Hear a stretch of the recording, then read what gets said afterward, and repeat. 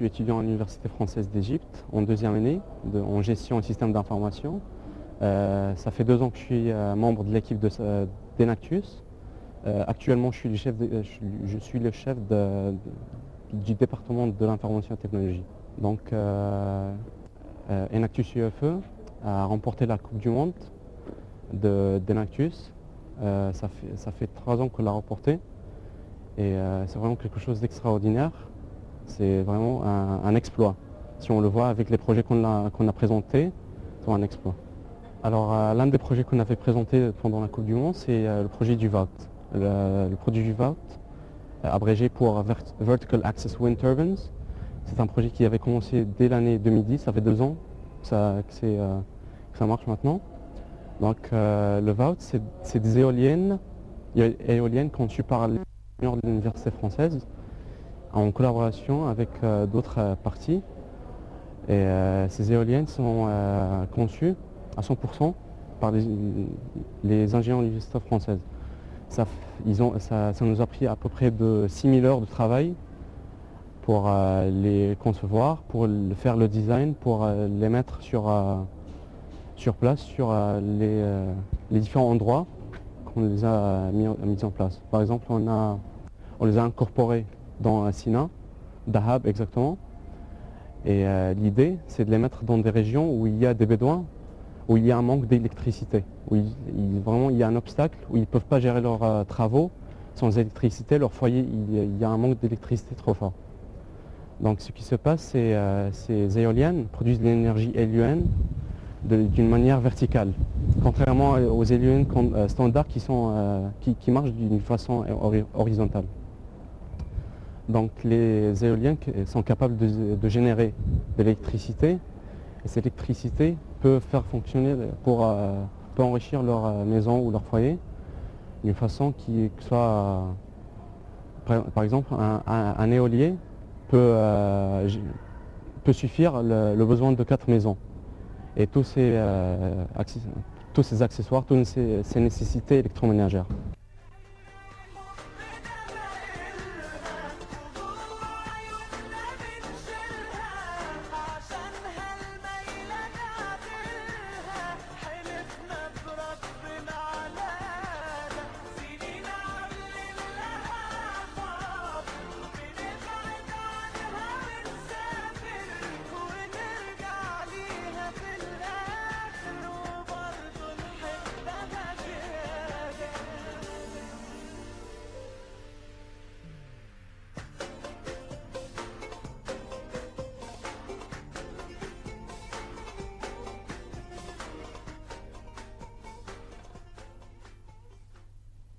J'espère que ces inventions ou ces projets peuvent être généralisés au niveau du pays, tout en entier, que ça peut influencer d'autres entrepreneurs, d'autres ingénieurs de fabriquer ou de manufacturer d'autres inventions qui peuvent servir le pays et générer plus d'électricité pour les endroits où il y a un manque.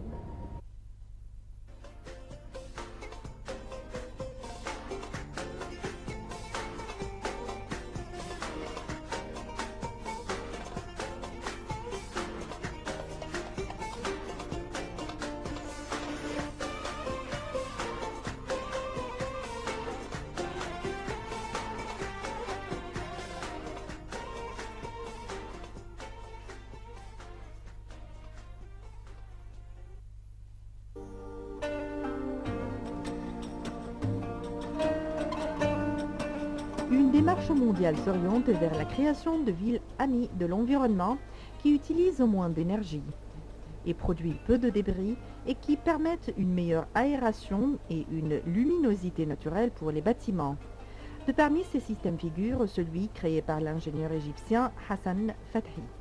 Pour savoir plus sur ce sujet, nous allons entendre ensemble les explications de notre invité. Mohamed Jawa, vice-président de l'Université française d'Égypte. Je voudrais vous parler du département d'architecture que l'Université française a mis en place l'année dernière, depuis 1 an, maintenant 1 an et demi, en partenariat avec une institution française réputée qui s'appelle l'INSA, l'Institut national des sciences appliquées de Strasbourg. Ce département d'architecture a recruté cette année une dizaine de jeunes Égyptiens qui suivent un programme égyptien et français en même temps, et ils sont inscrits dans les deux institutions et ils obtiendront à l'issue de leur cursus 2 diplômes, un diplôme égyptien, un diplôme français. Ce qui caractérise le département d'architecture que nous avons mis en place, c'est l'intérêt pour l'architecture durable. Nous nous intéressons bien sûr aux grands bâtiments, aux grandes réalisations, mais aussi, et beaucoup je dirais, à l'architecture qui concerne les gens, les personnes qui vivent dans des environnements qui sont des environnements parfois difficiles et qu'il appartient à l'architecte de faire évoluer, d'améliorer de manière que tous les Égyptiens aient le droit à un environnement digne et respectable. L'université française participe de ce point de vue-là donc à différentes actions, notamment, je citerai pour mémoire, l'exposition sur le grand architecte égyptien Hassan Fathi, que nous avons organisé avec l'Institut français d'Égypte et la Fondation Locus, et cette exposition qui s'est tenue il y a environ 1 an au Caire a donné lieu à la publication de 2 ouvrages, donc ici un ensemble de projets et de dessins de Hassan Fathi, et ici des présentations de l'œuvre de Hassan Fathi que tous les Égyptiens connaissent et que beaucoup de gens à l'étranger connaissent également.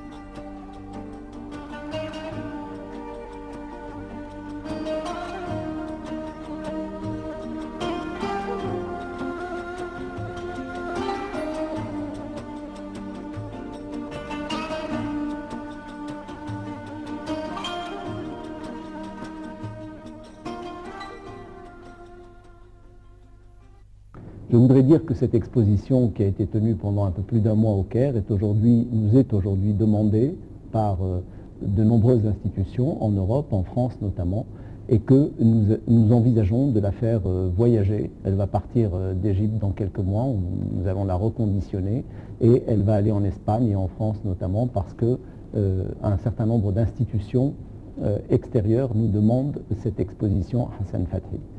Pourquoi Hassan Fathi ? Parce que cet architecte, finalement, s'est intéressé lui aussi aux pauvres gens. Il ne s'est pas intéressé, il a bien sûr bâti pour l'aristocratie égyptienne qui était éventuellement intéressée par ce qu'il avait à lui proposer, mais il a construit pour le peuple. D'ailleurs, l'un de ses ouvrages célèbres s'appelle « Construire avec le peuple ».